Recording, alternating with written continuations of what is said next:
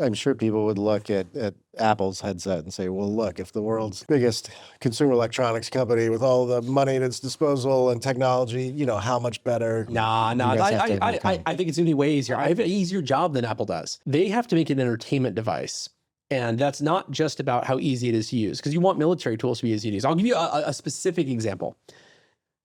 Apple has to have extremely high image quality at all times, including through their pass-through, including when you're turning your head. That means that they need to come up with exposure settings that don't create too much noise and grain in the image. I don't have to do that. I'm a tool. I'm a tool for seeing better. I can crank up the gain on my sensors and see things that, you know, if I were to do the same thing on an Apple product, people would say, oh my God, the sensor feed is so grainy. I'm not trying to build something that's visually appealing. I'm trying to build a functional tool. Here's another example.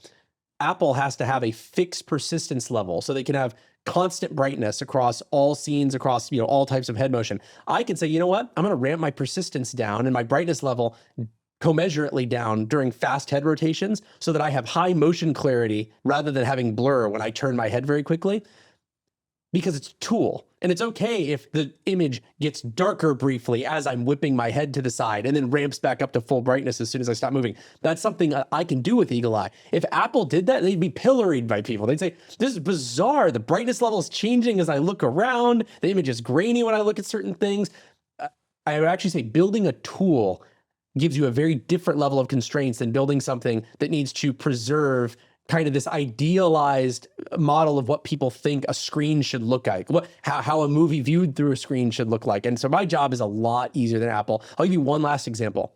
One of the things we're doing at Eagle Eye is using multiple micro displays per eye with a tiled seam. And so you end up with this small little kind of distorted seam that's living out in your peripheral view.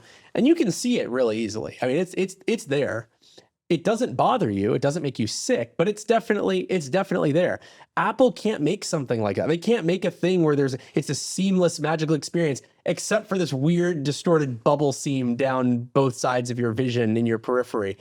But for a tool, you can do that. It's not actually a problem. And so I agree. Apple has a hard challenge. They have to make something for everybody. I have to make a thing that keeps people alive.